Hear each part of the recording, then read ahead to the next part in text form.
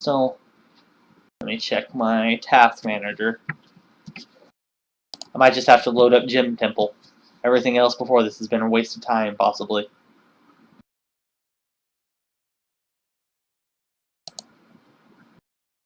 No, it's still using CPU. Not a lot, but it's still using it. If you guys want me to just force quit and switch over to Gym Temple at this point, I can.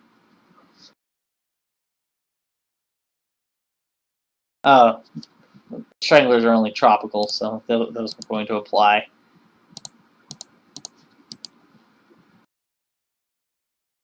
No. It might also be because I just brought too many dwarves at once.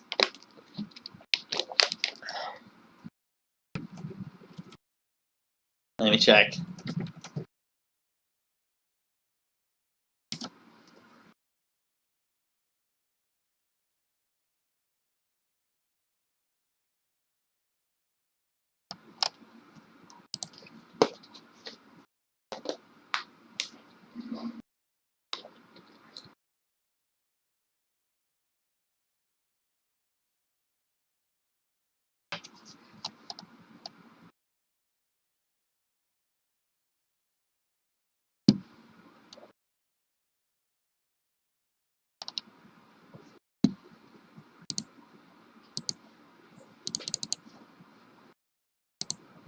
Well, CPU usage is on the rise, but not by a lot. Yeah, I may have to just switch over to a Gym Temple, or I can try again in the same world and just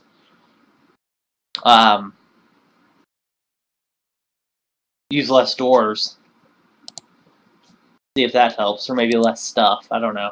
I've never actually had it freeze up here before, so.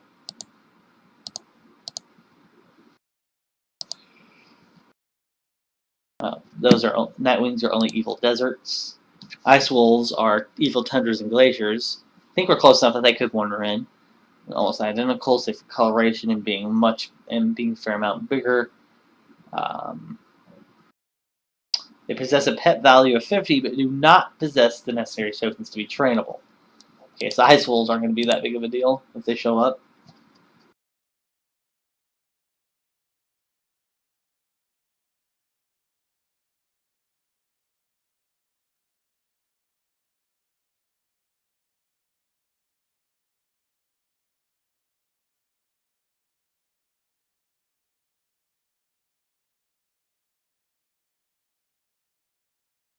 Harpies usually aren't an issue.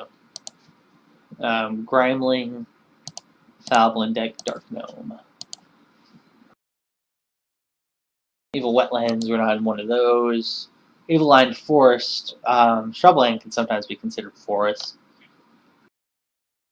Fanciful, intelligent creatures found in evil lined forests, standing as the size of a dwarf. These skull-headed creatures spawn rarely in groups of 3 to 5 individuals who will menace everything smaller than themselves. They will attack dwarves who provoke them, or at least are supposed to, but currently don't, and may cause great injury unless countered by a military squad. They are a male-only race. No female Falbl Index exists and are also mortal, only dying to violence and disease. Falbl Index are sapient and can open unlocked doors, though they're unlikely to enter a fortress unless when chasing dwarves inside. As described, they're completely eyeless but can still see through extra vision, meaning it's impossible to blind them. They possess a pet value of 250, but they aren't trainable, and even if modded, causes strange behavior. They will not butcher them, and that's about it. They're good counterparts of the satyrs. Okay. Dark Gnome. Small humanoid creatures who inhabit evil mountains, so these are a definite possibility. Their intelligence is on par with dwarves and other sentient creatures, but they lack the ability to communicate verbally. One possible reason they haven't formed a civilized society. They have teal skin, yellow eyes, and a wonderful variety of beards. They're a rather long-lived race, with the oldest ones living up to 250 years. Adventurer mode, they're only active during the night. If you leave booze out in the open, they'll come in groups of 5 to 10 to drink it all and scare the crap out of any civilians they encounter. If they reach your alcohol, they'll guzzle it with such efficient speed that your dwarves will soon be dying of thirst unless you have steady access to plants or water.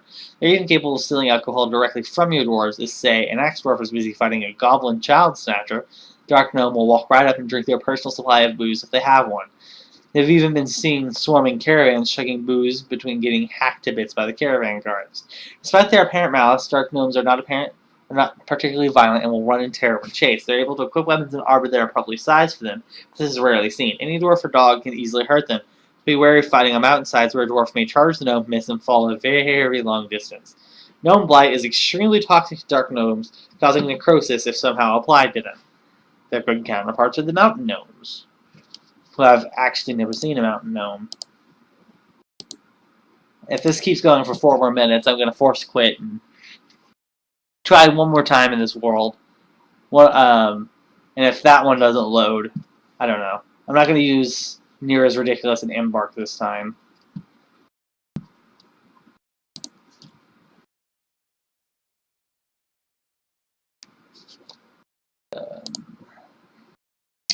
Blizzard Man.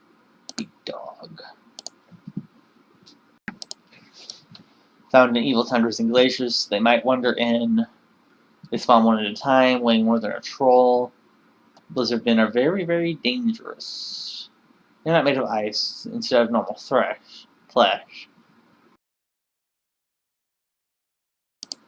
Beak dog, evil swampland, so we're likely not going to see them.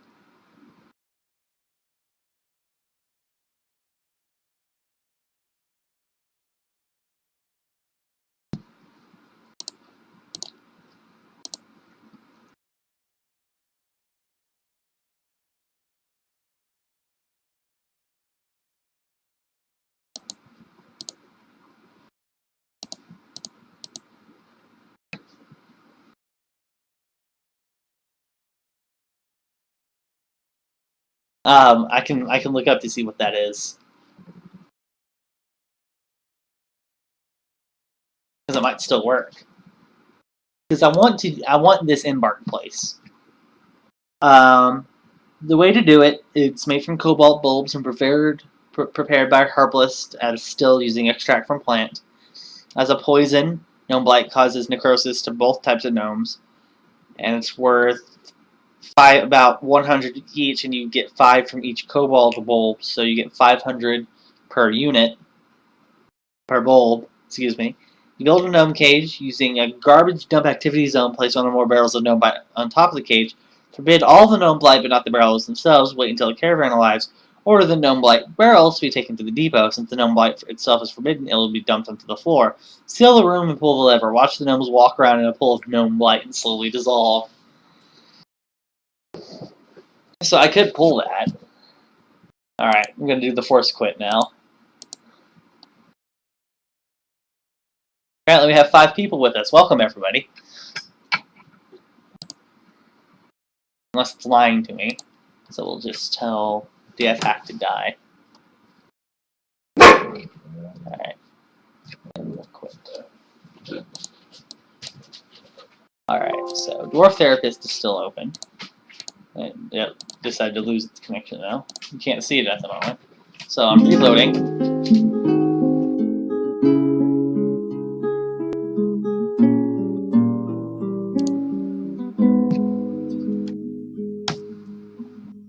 It might be my dinosaur in the other mods, but I don't think the world would have ginned if that was really the case.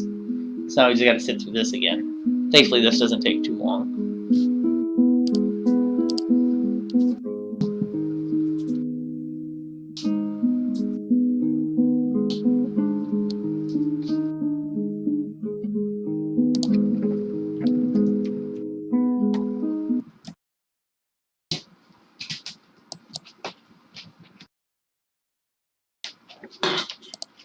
Alright, we're loaded back up.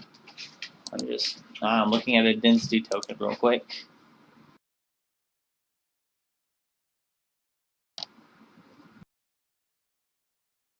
Okay. That might be important later, but we know exactly where we're going. Hello. Wait, wrong one. I believe it was down here. Is that a cave? That's a cave. I don't know. No, it's a volcano. I just don't see it on that part. Oh well. Apparently there's ocean over here. We're ringed entirely by water. I don't know why that's a thing, but apparently it's a thing. Anyway, we were down. No, it was over here. I believe it was right here. There we are. Here we go. There.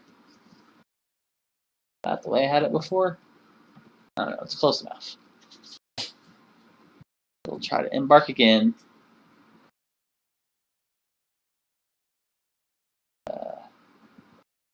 This time, we're just going to have the 7 normal dwarves.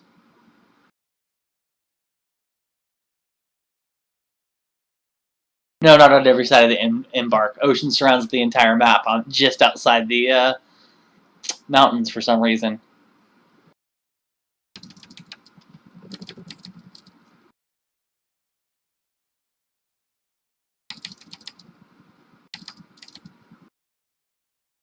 The stonecrafter.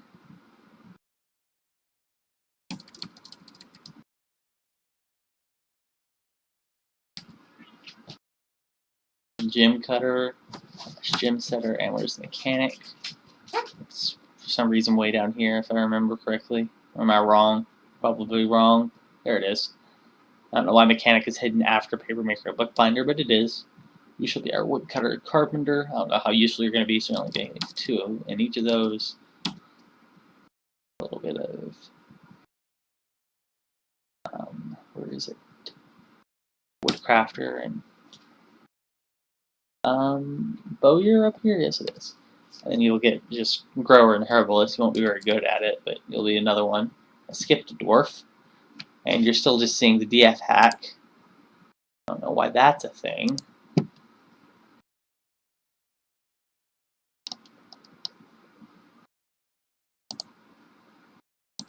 I'm going to have to fix that apparently.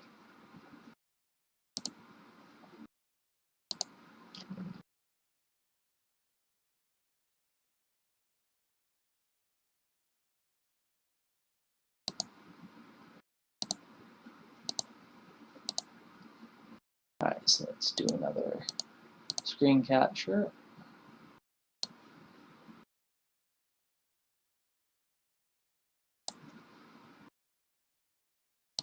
Let's get that all set up. There we go. Now you can actually see this again. Sorry about that. Apparently I'm having a lot of issues today. And I'll also just give you some of that.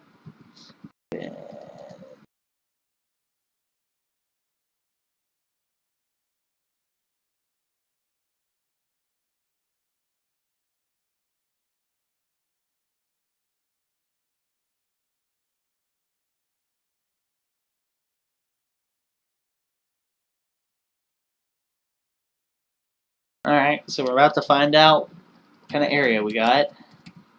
Apparently we're starting with a steel anvil this time. I'm going to go with my relatively normal settings.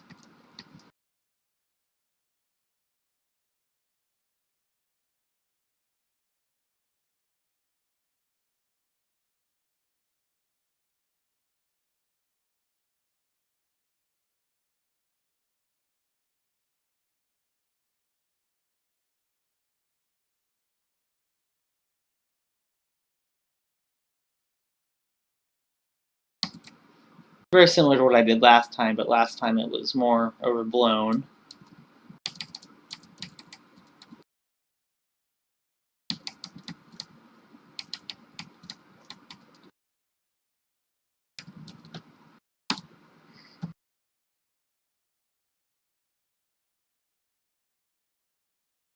I forgot to change my civilization.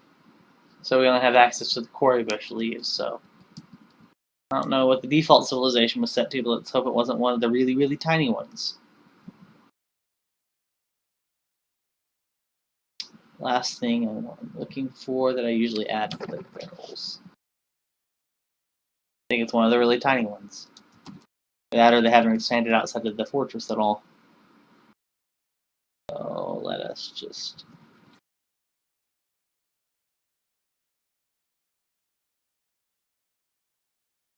Alright. So I didn't start off immediately saying Dwarf is not responding this time. So that's a good sign. Yes. Did I lose my volume settings though? I think I lost my volume settings. So give me a second, I'll fix that. Probably because I have it set to be the normal right here, as it is. Maybe that for future reference. It just has to finish doing the initial save.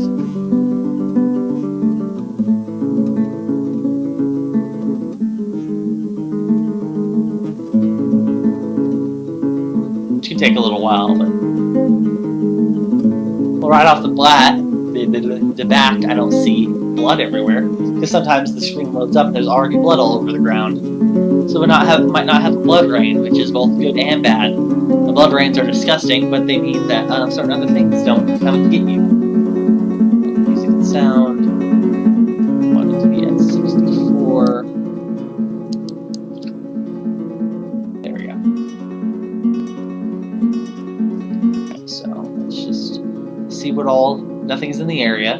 I forgot about the pets and livestock, so apparently we're going to be thriving on yaks.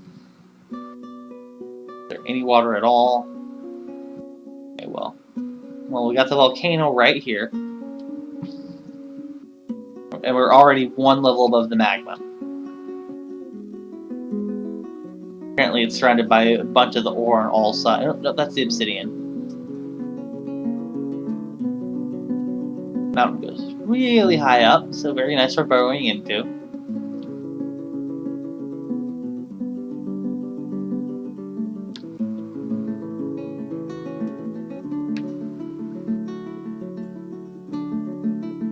Got some water sources over there, that's good. I'm usually a little bit slow about getting that kind of stuff set up. That's the lower right corner was supposed to be. I don't think I did the exact same embark as last time. I think we have more of the shrubland this time. So should I start tunneling in here at the very bottom, or start tunneling in right above the yeah, the vermin are going to be an issue. They will. I just know it. But hey, apparently these dwarves were. It wasn't me who messed up. It was the dwarves. They forgot all the livestock they were supposed to bring. But should I tunnel it down from the bottom, or start tunneling in right here next to it? Just build a forge on this layer, or should I go up a few levels and then start tunneling in? That way I can just build the workshops lower down. That's obsidian. Well, obsidian everywhere means we've got some fairly high value stone. You can go straight for magma forge. What I think I'm going to do is I think I'm going to do 2 levels up and start channeling in there and get this as a little welcome area, and then have 2 levels down be my workshop with magma forge. Or should I do? I'm going to do 1 level. I don't usually put the workshops that low down though, but there's no. I don't want to end up fighting on such thin area. So that. It's just a birch. Hey, look! We can start tunneling in straight through some native gold. Alright, so we'll get the Z. It's there. Oh. Let's forget about that.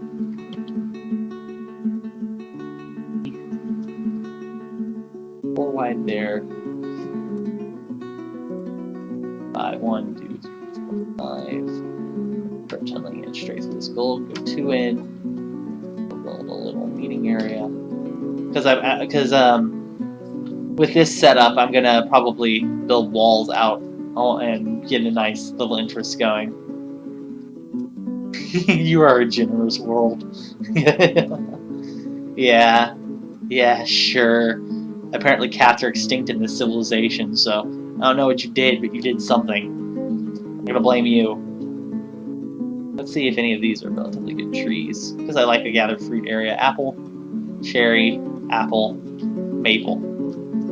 Cut down the maple. I'll cut down these.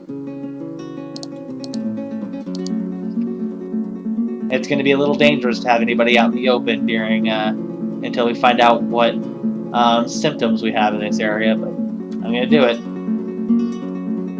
And on this level, just right around where we embarked. Oh, this is where I'll make the pasture for the yaks. At least we got a breeding pair of yaks.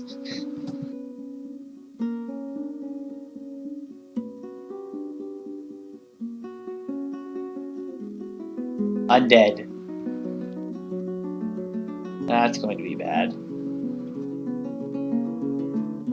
And some of them are harpies.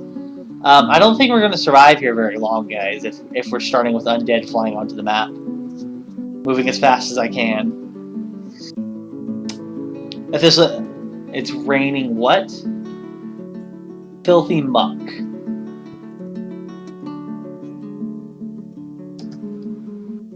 See if that has any symptoms. That's a swarm of flies. Swarm of blood gnats. I don't think we're gonna last very long here unless we can get inside very, very quickly. Not with that undead around. Because it looks like they're coming straight for us.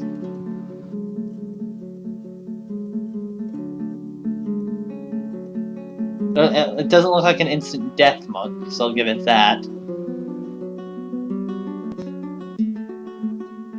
It's raining fetid goo.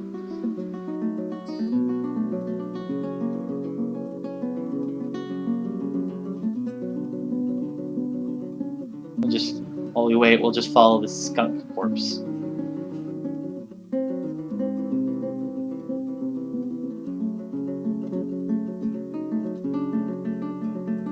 Oh. Rear Toe's hair is gone. Her hair is striped black and white. Apparently she still has most of her hair. Her skin is gone there. Her first left front foot's fat is gone. She's missing toe muscle. Her second left foot toe muscle. So she's actually not nearly as rotten to the bone as I would have expected. Is capable of spewing stinking fluid. I don't even want to know. Oh, that skunk is very close to us. We've got combat. We've got combat, guys. Clyde's with the farmer, but she jumps away. The corpse snatches at the farmer, the left hand with her first toe, left foot, bruising the muscle through the donkey leather mitten. Snatches at the woodworker with her left upper arm, tearing the fat through the poor yak leather cloak. Hacks the harpy corpse in the upper left leg with his copper battle axe, tearing apart the muscle, bruising the bone. Many nerves have been severed and a tendon has been torn. A forced twist the left hip, tearing apart the muscle, tearing apart the muscle. Yeah, I don't think we should be hacking this thing into pieces, guys. In the upper body, bruising the middle spine's bone, tearing apart muscle. It stands up.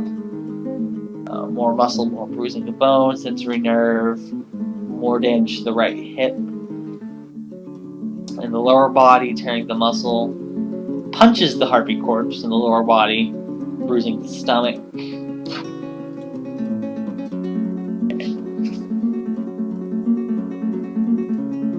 Why are you biting the harpy corpse? Why are you biting the rotting, evil harpy? I think we have an insane woodworker.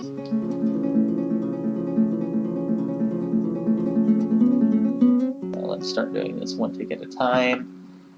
Charges, they tangle together and fall over. The farmer gets up first. The farmer scratches the harpy corpse in the left wing. Our farmer is crazy, guys. In the left wing. Hacks in the upper body. Tearing apart the left lung. Yeah, you tore open some skin on the neck by scratching them in the face.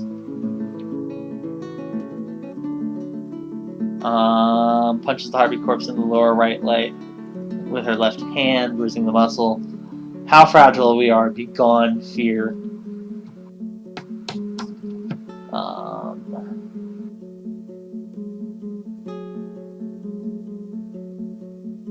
No.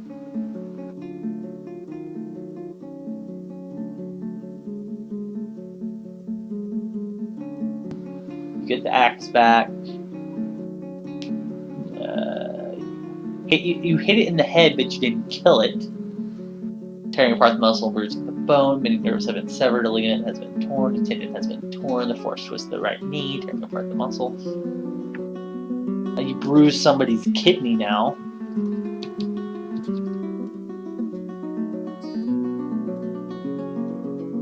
You hack at it again, tearing apart the muscle, bruising the bone. You punch it in the right leg, but that's away. But it bends the knee. A ligament has been torn. Why do you keep aiming for its stomach? Okay, so let's just hit play. Nope, still not dead. Let's see how our farmer's health is doing.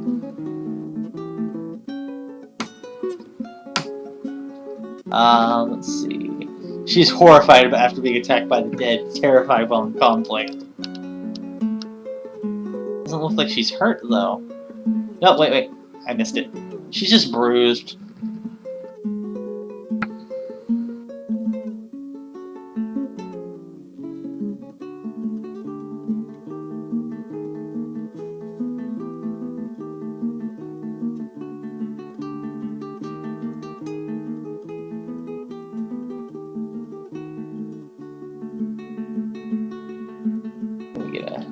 Nope.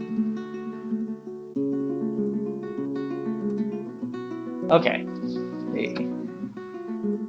How do you kill that which does not have life? You hack it into tiny bits and set it on fire. We have a volcano right there. We can just climb up the mountain peak and toss it in before the body parts revive. The right hand is cut open. Right hand is oozing. Bruised. Lower leg is cut open. Bruised. I don't think we're gonna survive, guys. We got the undead way too fast.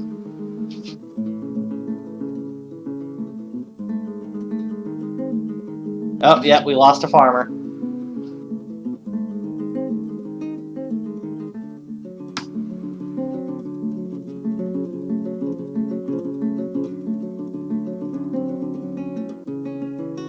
Not missing any limbs, but we lost someone already. Oh, I think we lost two. Yep, we're down.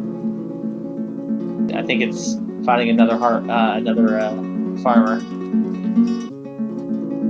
Nope, I think this embark failed, guys. Skunk here yet? Getting close.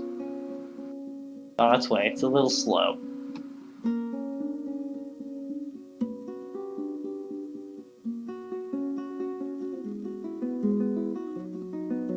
Oh, what are you doing way up there?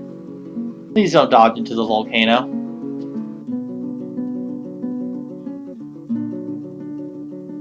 We don't need people dodging into volcanoes.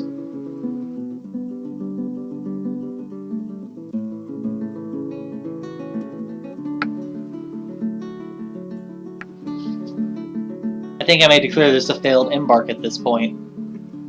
Oh, we got another undead. Yep, it revived the other farmer.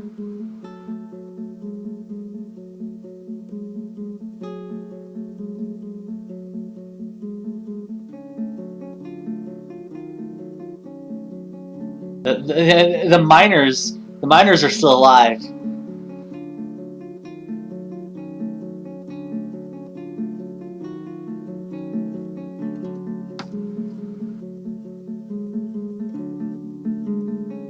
We're just gonna seal the miners in.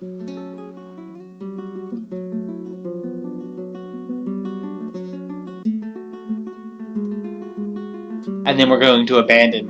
And when I come back here in adventure mode, we're gonna see if they broke through the wall.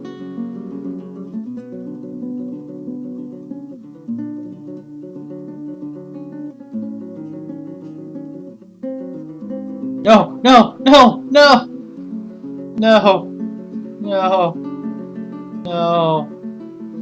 Yeah, this is a failed embark. We've already lost 4 of our dwarves. The only 3 that are left are farmers. I think 2 of them are already fighting. Have they killed our yak bulls yet? No. We're going to abandon this fortress to ruin, guys. Maybe I should have started off with a group of military dwarves. What do you think? Reclaim with military dwarves? Or go into adventurer mode for a little while and see if I can figure that out? I don't see adventurer mode played like at all. It's always fortress mode. Wait and see what y'all's response is.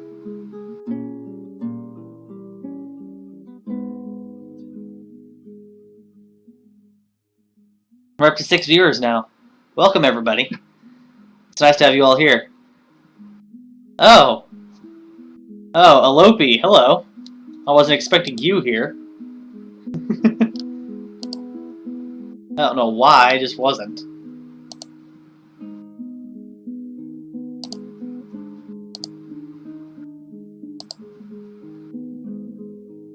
Hey, adventure. Okay.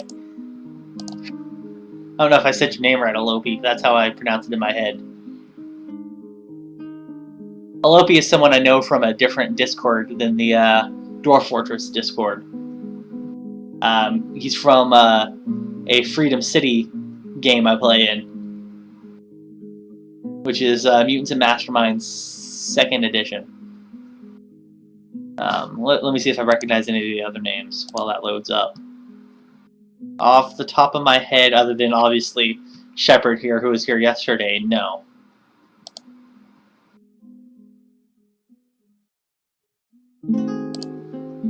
So, welcome. We've got this loading up. So, apparently we can play a bugbear.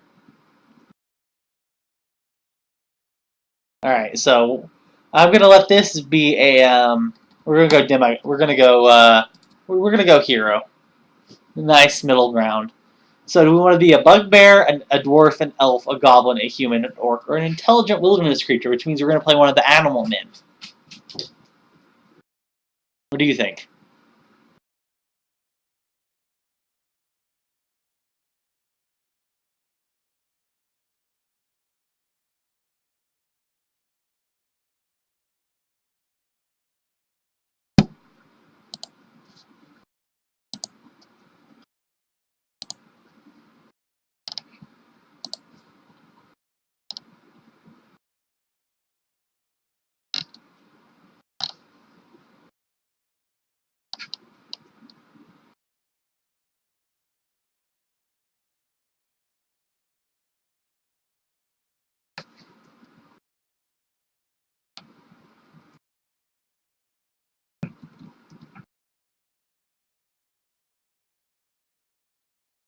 Um, I believe it's based off the D&D bugbear, so I'll just go give you the basic description for a D&D bugbear.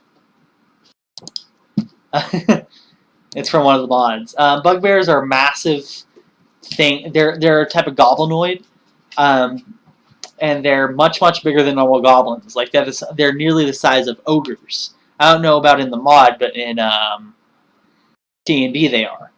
They resemble hairy, feral goblins standing 7 feet tall.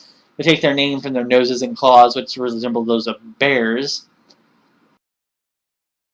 And they arm themselves with a variety of purloined gear. Most often the gear is second rate and in poor repair. Many bugbears are chaotic evil in alignment and favor the rogue class. They're very violent. They don't tend to, they're bullies. They don't tend to gather in large groups. So you're mostly going to see the bugbears mixed in with other people.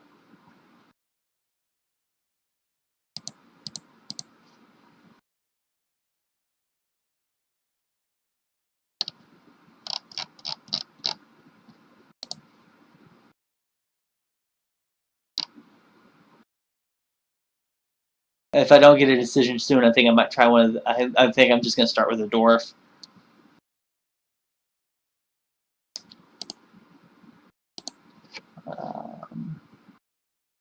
I believe this shows where they can start. You can play a goblin. It would apparently start in the frozen wastes.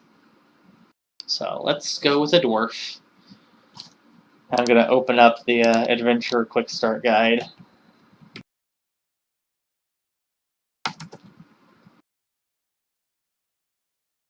We're going to learn this together, guys. Alright, so key symbols, world generation.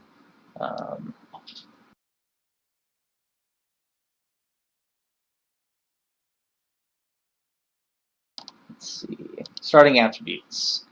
So we're going to get to that next. Enter select.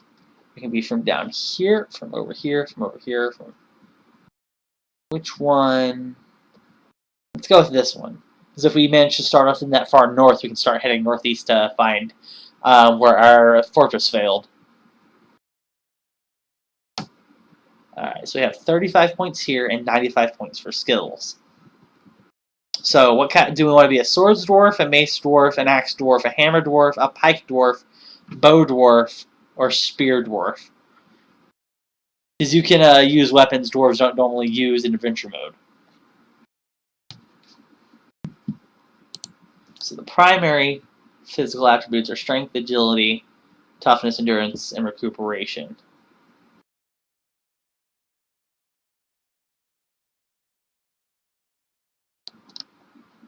High strength, high agility, no less than 1-to-1 with strength. See below. High toughness, high endurance. Okay, so I'm just gonna follow this guide for now. So we want high strength, high agility. Okay, so they're literal. That's expensive. I think it's supposed to be you're supposed to start on demigod. Yep. So both above average in both of those, and toughness and endurance. As close as I can get to this guide anyway. Focus, willpower, intuition are next. We'll do willpower and intuition. That way we can have the good spatial sense. And my axe. Okay, we'll be an axe dwarf. I think we'll start off proficient, maybe? Let's check the guide.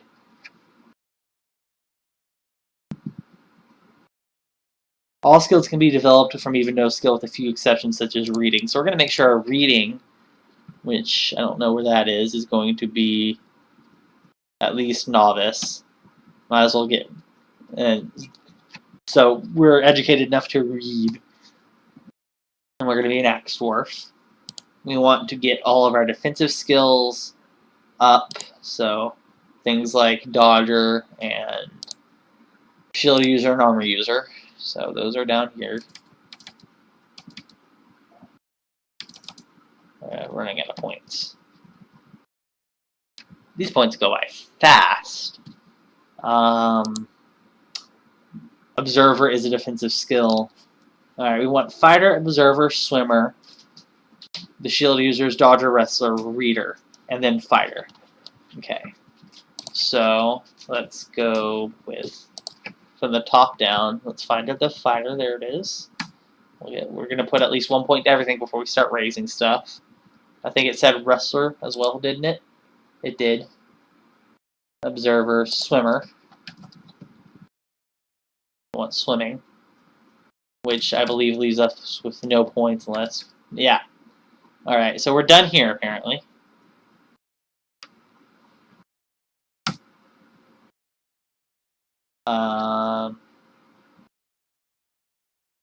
So we can customize our name. We can set our first name. Because I'm male, I'm going to be a male dwarf for this one. Depending on how well y'all like this, I'll probably do an animal man one, because it'd be fun to end up as like an elephant man or something. If there are elephant men, I don't know. I've never seen those. Oh, tiger man. We can be locally important or peasant. For locally important, we start over here. For a peasant, we start down here. Usually minted hearth person of the great something in a human hamlet. Destiny is calling you are a worshiper of the human god of jewels and muck, or we are a worshiper of the human goddess of marriage, family, birth, rebirth, and creation. I'm going to go with locally important.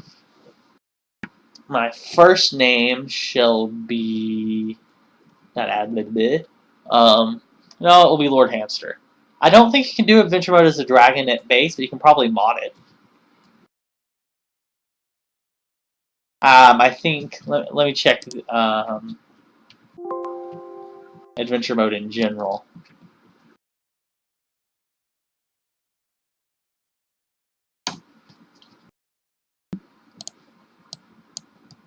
Let's see.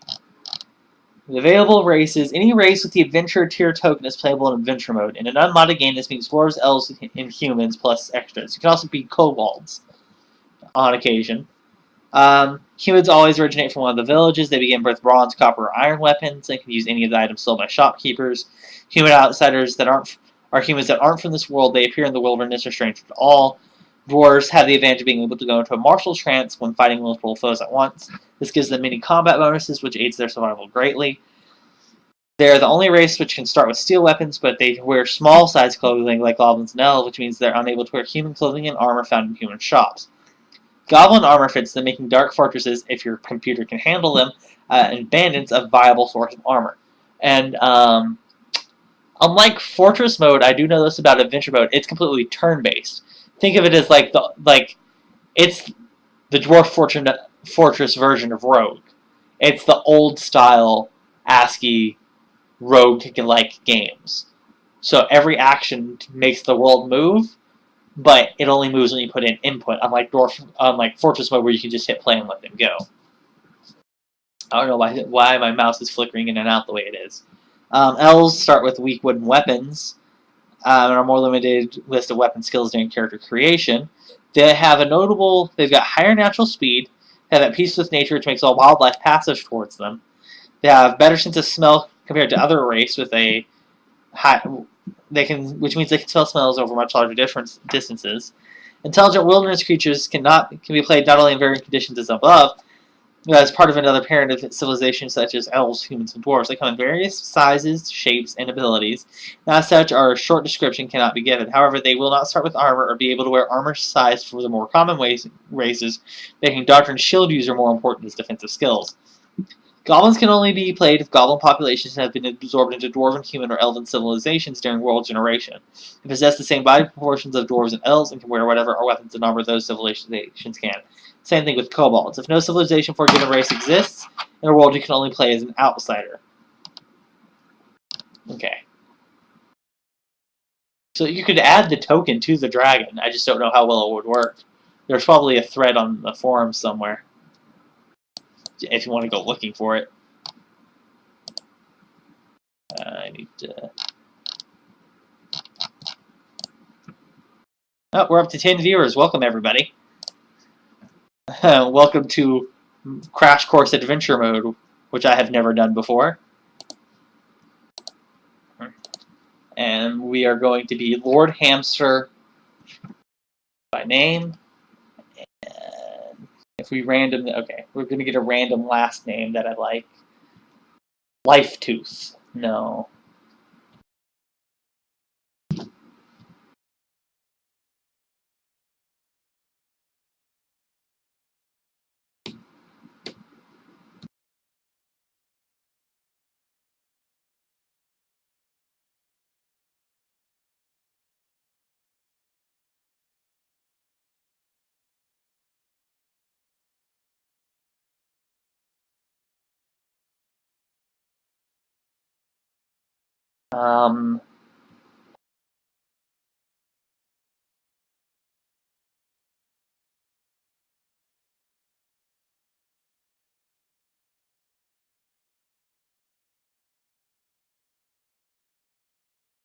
Hello.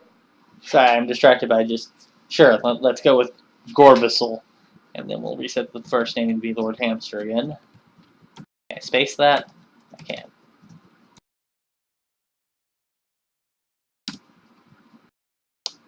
And we're done.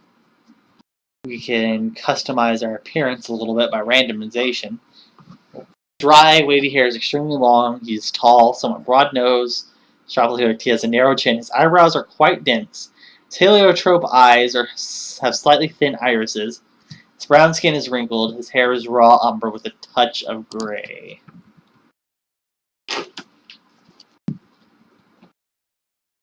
Heliotrope is a very, very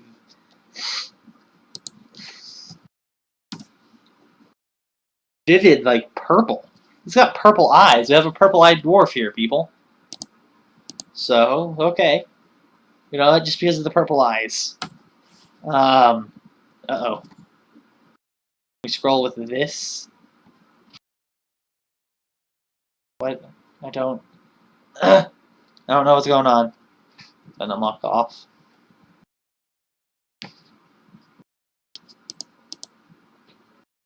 So full customization.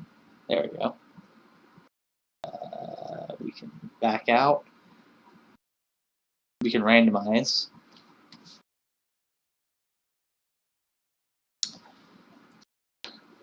So I'm just gonna hit this 5 more times. Well, actually, I'm gonna hit random 10 times, one for each viewer.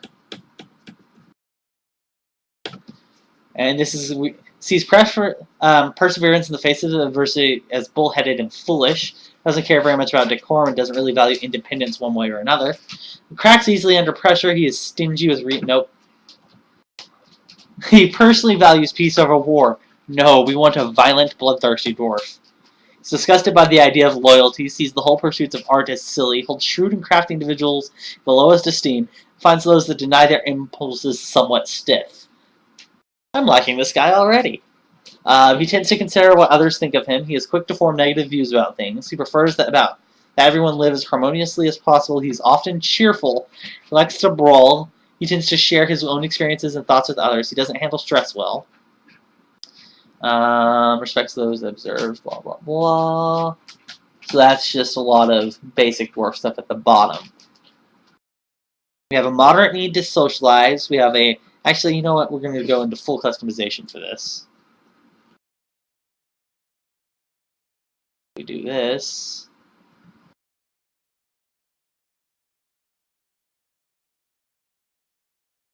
What do you think? Should we be very against the law, guys? Finds the idea of law as abhorrent?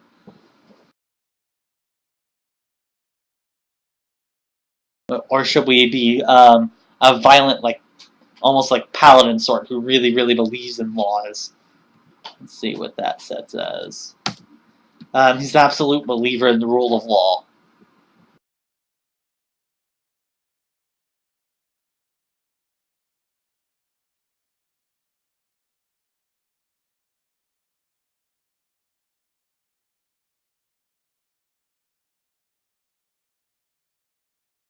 Alright.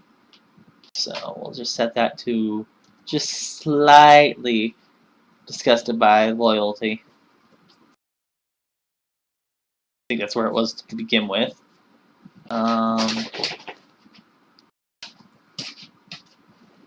Family will actually up to there. Friendship, he values power. He loves power. He likes truth. Does not like cunning. Eloquence is a little bit. Fairness, decorum, tradition, outwork. Tradition. Apparently, he's fairly. He's doesn't really care about tradition much. Competition. Competition. Make it very competitive.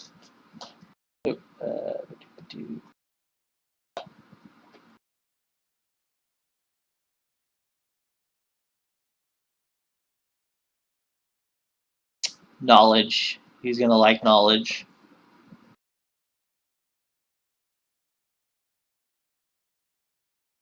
And he does not care about harmony.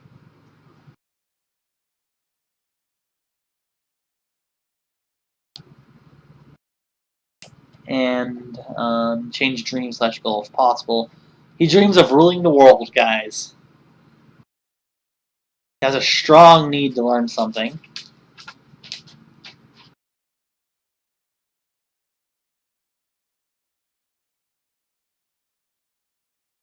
Alright, so enter. You finally got your equipment together, such as it is. Now it's time for action adventure. In the rush of excitement, you've forgotten where you were going. Perhaps some of your friends can remind you. We have friends. We have a silver halberd, apparently.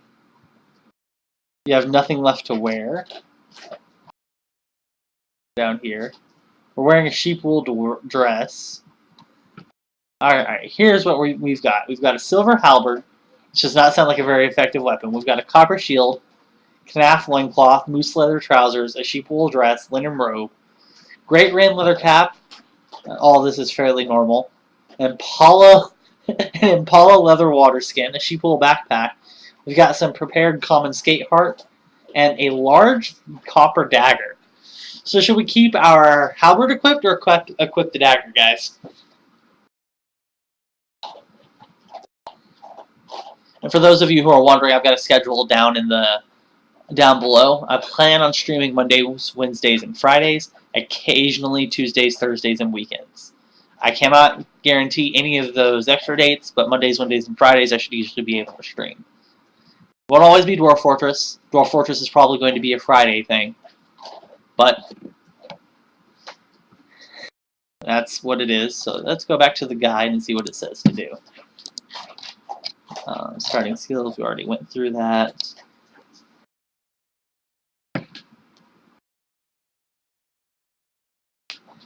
Because I'm locally important, we start off in a meat hall, which has stuff we can take. Alright, we can just save the game at any time. You usually start your adventure in a peasant hunt if you're a peasant, or a meat hall, or keep if you're locally important. You can talk to nearby people using K. Turn of any quest you can take on. Some of the more common types maybe you may hunt beasts, bandits, criminals, or skulking vermin. There's a fast travel mode. You use T to open fast travel screen, enable you to roam the land very quickly. Notice the uppermost bar indicating the position of the sun. Use M to open a zoomed out overview map to further help you navigate. This key cycles between the most zoomed out sepia tone world map and no secondary map when traveling between sites. Much of the time, especially at the beginning, you'll need some companions to watch your back. Best place to find some is at a fortress, keep, tavern, or mead hall. Fortresses will be marked with that symbol, keeps blah blah blah. Move next to the entrance of your chosen source of soldiers and hit D to exit fast travel. You may need to walk around a bit to find the entrance. Usually surrounded by a large encircling wall. Mead halls are found in hamlets and are usually 3x3. Move next. Ask listener to join you. If you find soldiers milling around. Good. Location is abandoned. Leave and try another one. Okay. So let's come talk to this guy. Hey. Hey. Hey. Where are you going? Get over here. I want to talk to you.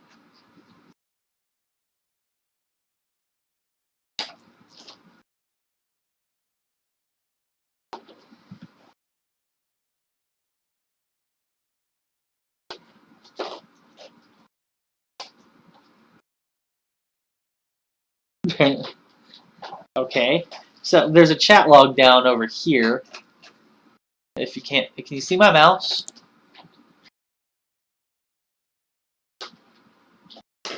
In adventure mode? Because it's looking, Yep, yes you can. Okay. Alright, so keep talking to her.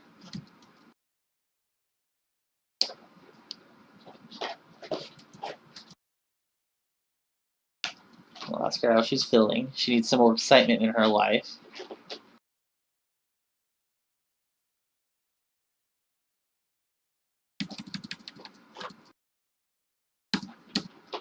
We can accuse her of being a night creature, guys.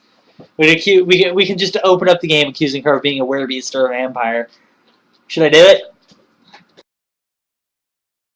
Well, while I wait for your response, we're going to ask her profession. She was once a fishery worker. Now she's a lady.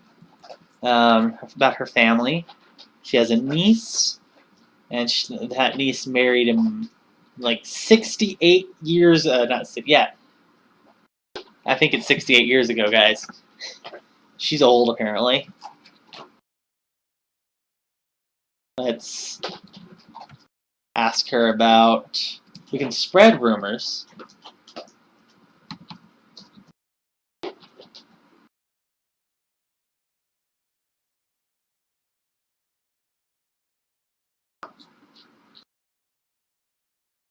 I'll go ahead and just...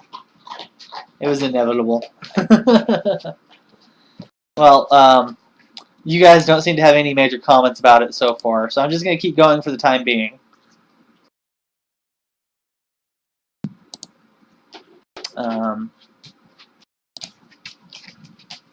When I'm hungry, I press E to eat or drink food. I'm just going to bring up a command list for adventure mode.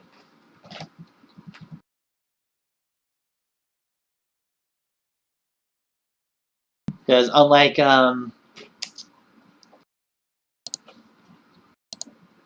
Fortress mode, where I know this, I've never done adventure mode. We press G to grab or gather items. Okay. So we're going to see if she's got anything else.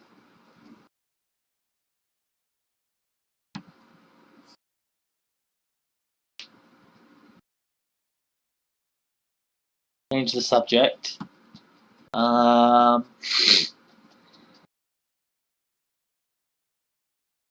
must kill Etten. I must kill an Etten. She has given me a quest to kill an Etten. Okay. I press Q to draw and sheathe things, apparently.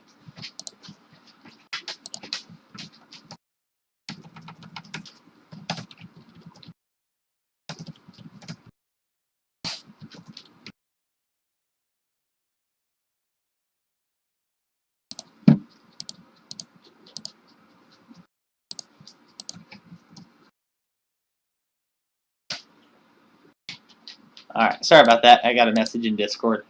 So she wants me to kill an Etten. Is there any way to bring up a list of quests? There's not. That I can find. Found a site and build. I can create sites. So, who wants me to journey to where my last fort failed and found a site and build it up in adventure mode? Unstick a weapon, refill a water skin, perform action, butcher, create items, spit at somebody. I can spit at this lady. Z for status. That tells us this stuff. Health, kills, description.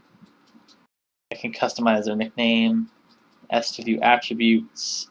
H to view health. We have no health problems. K for kills. We don't have any. D for our description. Still trying to figure all of this out. Adventure log is Q, but I think it's a capital Q. It is. Oh, what? Huh? I've got an or. Okay, I go to agreements to get my. So I can toggle line. I don't know what that does. Filter. Okay.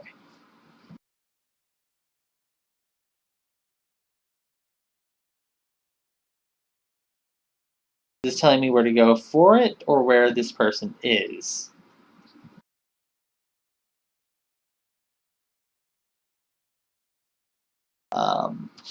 I don't know. I don't know, guys. I don't know. What do you think? I will have to take a short break at about 3:15 in order to take the dogs and get to water. But I'm going to keep going till then, so that gives us just about 20 minutes of just watching me figure out the basics before I take a break. Announcements: Z to sleep, E to drink. Random attack on adjacent creature, attack adjacent creature, fire projectile, throw item. Open combat preferences interface. Look around, search nearby area very carefully. K, talk to somebody. K, display tracks. Describe tracks underfoot. Describe odor, show strongest odor. Interact with leather, furniture, whatever. Assume or abandon a submissive position, yield.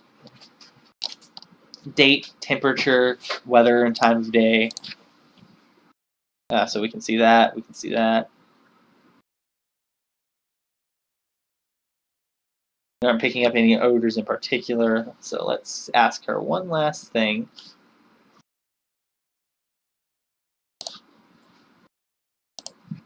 Our ongoing conversation.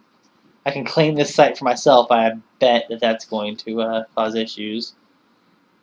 Hang on, what was the name? Oops, wait. What was the name of the Etten we're supposed to kill? Osmo's Call Goal. Okay. Ongoing Ask. Is in the desert or fogs. So if I go to back here, I go to agreements without showing me where he is, without just showing me where to turn in the quest. That should still just show me where to turn in the quest. But if I go to sites and I